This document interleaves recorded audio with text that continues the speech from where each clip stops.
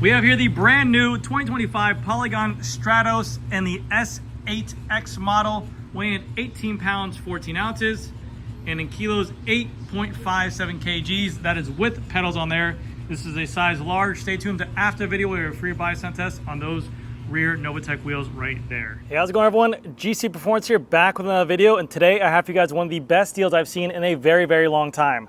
This here is the 2025 Polygon Stratos S8X endurance bicycle, and yes, this thing is a carbon fiber frame, carbon fiber wheels, and you get an Ultegra Di2 12-speed group set on this bicycle.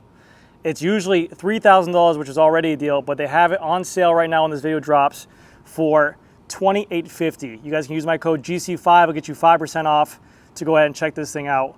But this is one of the best deals I've seen on a road bike in a very long time. It's their endurance-based model, a little bit larger head tube, a little bit longer fork on there. But Polygon has been doing this, or known to do this for a long time. They have a whole line of the Helios model, which is a little bit more of the performance base. The Stratos model is a little bit more of their endurance lineup. But I'm gonna give you guys a little example. Over here in the States, in the United States, an Ultegra 12-speed group set alone. Crank, chain, cassette, derailleur, shifters, rotors, bottom bracket, front derailleur. That alone here in my store retails for $2,600. I don't know how they can get these bicycles for these prices. One being carbon fiber frames and then even adding on carbon fiber wheels. But they've been seeing to do it a long time. I also did a video on the Helios back in the day.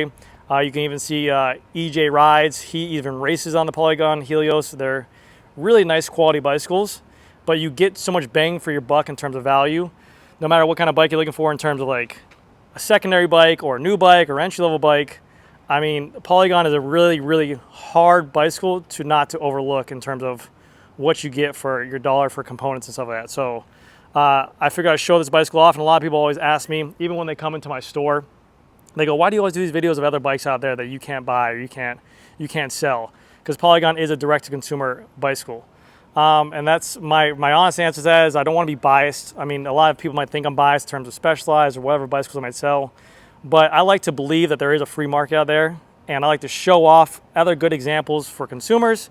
And at the end of the day, hopefully if a person enjoys my product, they'll buy it. If a person wants to get another deal that they see, it brings one more road bicycle rider into the world of biking. That's great. You get a happy customer, you get one more person in the ecosystem of riding a bicycle, and that brings some joy out there. So some of these deals you can't touch either. It's wild to me. So again, it's $2,850. I'll put a link down below. You guys can check it out. But it's a solid looking bike for an endurance bike as well. So let's go ahead and walk through this whole bike. I'll talk about all the components you get with it, and we'll go from there. So starting off with the cockpit on here. Nothing crazy, but again, it's an alloy bar, alloy stem. It's their own Polygon brand. A 42 across the tops and a 42 on the bottom as well. You have their own Polygon Expert stem and 100 mils for a size large. This is a size large bicycle right here. You have their own kind of in-house brand handlebar tape on there. You can see here the cables are exposed, so they run right down to the frame right here. It seems that there's options to go ahead and make it mechanical if you wanted to, or the headset allows for it to be mechanical, but you have options to do so. Thing about these bikes right here is that'll be very easy to travel with, very easy to put into a case, or just for storage. The handlebar comes off easily, the stem comes off easier. If you want to go ahead and lower down the spacers on here because it's an endurance bike, it's a very nice option. Endurance bikes, people some think to think they're dead, but endurance bicycles are very comfortable. I grew up riding a Roubaix SL4. You can go ahead and lower the stem if you want to make it a little bit more aero and stuff like that, but a lot of people would enjoy an endurance bike. We're just so caught up in the marketing of the Tour de France, ride with the pros ride. But man, if you ever rode an endurance bike because you got a chance or opportunity to, it's an amazing feeling. They're very, very comfortable bicycles. So yes, so you have the option to go ahead and dismount the stem or the fork, and it's easier for packaging. Going to the shifters on here, this is going to be like the money shot right here. This is the Ultegra Di2 group set, again a 12-speed. I have this group set on my bicycle. Literally, you cannot feel a shifting difference between the Ultegra and Dura-Ace. It's only just hardware. If you buy Ultegra Di2, you get the same software, the same speed of shifting, the same backing by the company as well. It's very, very nice stuff, and literally it's only a difference of like 100 grams or 200 grams for the entire group set, which is marginal. You get the same shifter hood ergonomics, everything. So the group set is phenomenal. Hydraulic disc brakes, 2 gears on the front, 12 in the rear, very, very nice. Going down to the front fork, I mentioned this is an endurance frame. I would like to see it take up to wider tires. We're seeing companies go crazy wide with these, up to 35s, 38s, 40s even. It looks like this frame can only take up to about a 32C tire. Going down to the front fork here, we can take a look at the wheel set that comes on here. These are a Novatec wheel, so I believe it's like an in-house brand they have to offer. It's a Novatec carbon fiber rim with a Novatec hub with J-bend spokes. And nothing wrong with J-bend or anything like that. It's just a little bit more of a entry-level wheel set. Still gonna be better than the alloy, still gonna be lighter than alloy, and you get a little bit aerodynamic profile for the depth. And also the carbon is going to be a little bit wider internal rim width channel there. The rims are tubeless ready, and the tire is tubeless ready. You'll have to bring your own valves and sealant if you wanted to. It comes set up right now with butyl tubes, but you do have the option to go ahead and go into the tubeless section if you wanted to. But you can see right there, you have the Entity logo. I've ridden the Entity wheels before. I believe I had Entity 50s on there. They seem tankish. That's because they are, but they're bomb-proof. They work really well. I liked them down here in South Florida when I had them on my Helios that I was able to ride for a little bit with the Dura-Ace on there. The wheels, they handled really well. I did some of my fastest rides on there, and I had no issues other than they're just a little more heavier than other carbon fiber wheels out there to have to offer. The tire that comes stock on here is the Schwab E1 in a 700 by 28C configuration. Again, I mentioned that it's tubeless ready. You go over here, you have the through axle option, or a through axle that goes through the front wheel to hold it in place in a 15 by 100 configuration. You go ahead and remove that with a 6mm Allen key on there. You get a 160mm old Shimano Ultegra style rotor. I believe it's an MT800 rotor. These are going to be lighter than the current stock Shimano road rotors, so it's a little bit nicer there. Shimano Ultegra disc brake caliper with also their mount on here that you can flip to a 140 if you wanted to. And if you guys want to see, that's how you know the tire is tubeless ready, the TLE marking right there. Going down the frame, you have the Polygon logo, which the color of this bike too, in that jade green, it's really good looking. It's not gonna be for everyone, but I like the jade green. I think it's a really kind of like subtle, but if you look at it, it has a nice pearl to it.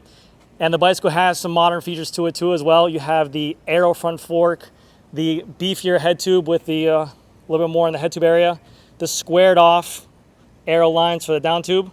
This frame is going to be a BB86 press fit on there. I recommend, no matter what bicycle has a BB86 press fit, I will recommend this to every single company out there, or whoever buys this bicycle.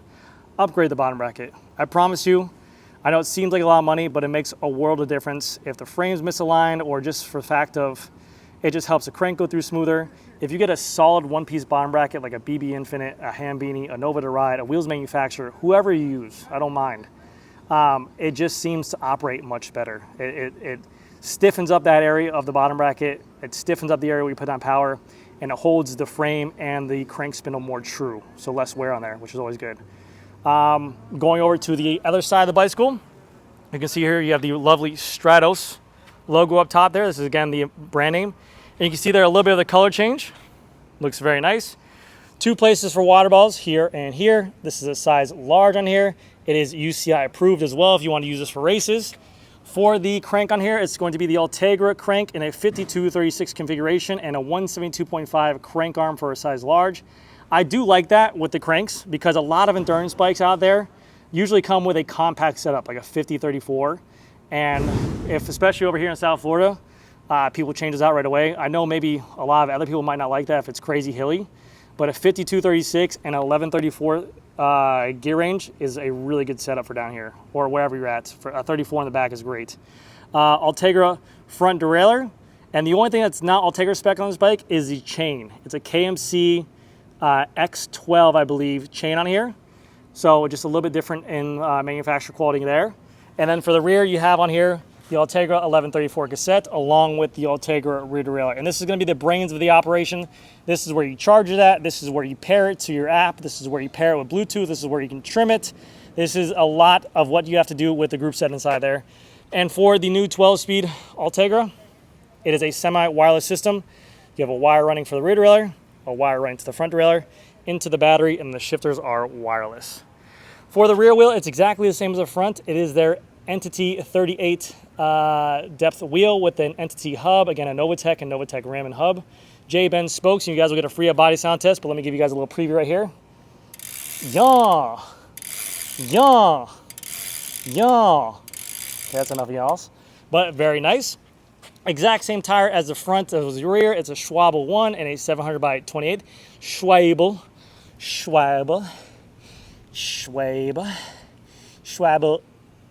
Formula 1.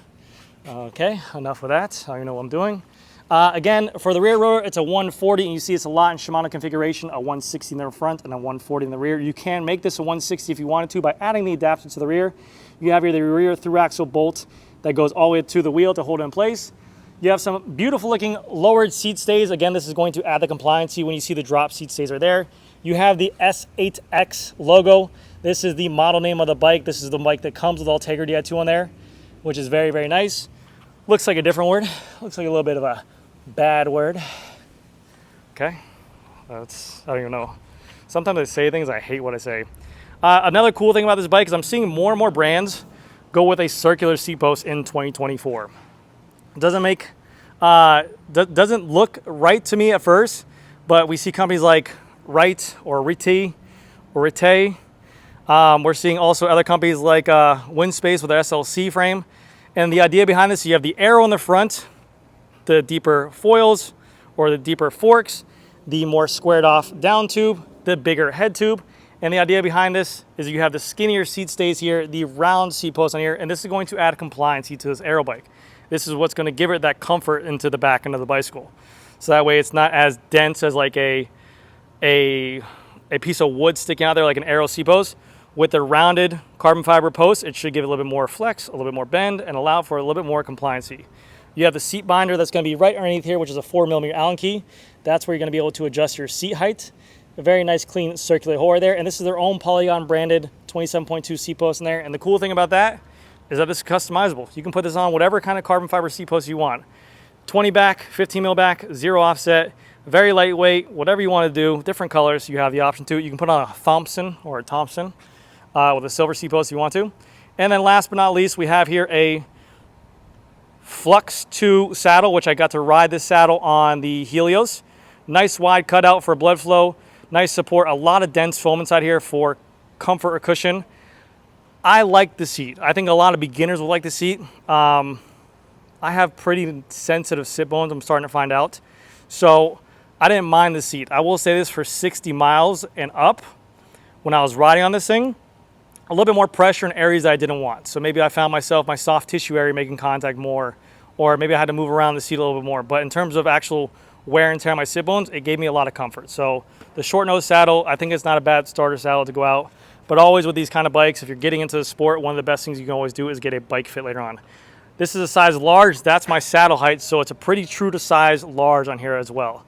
But anyways, guys, that's going to do it for this video. Let me know what you guys think down below. If you have any questions about the Polygon lineup in the Helios or the Stratos, let me know in the comment section. I'll put a discount code down below for the link. And remember, that sale for the extra 5% off is only good for 2 weeks.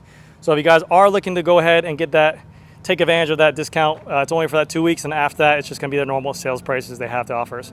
Thank you guys again so much for watching, and I'll see you guys in the next video. All right, here comes a free buy sound test on these Novitec rims and also these Novitec hubs on this Polygon Stratos bicycle right here.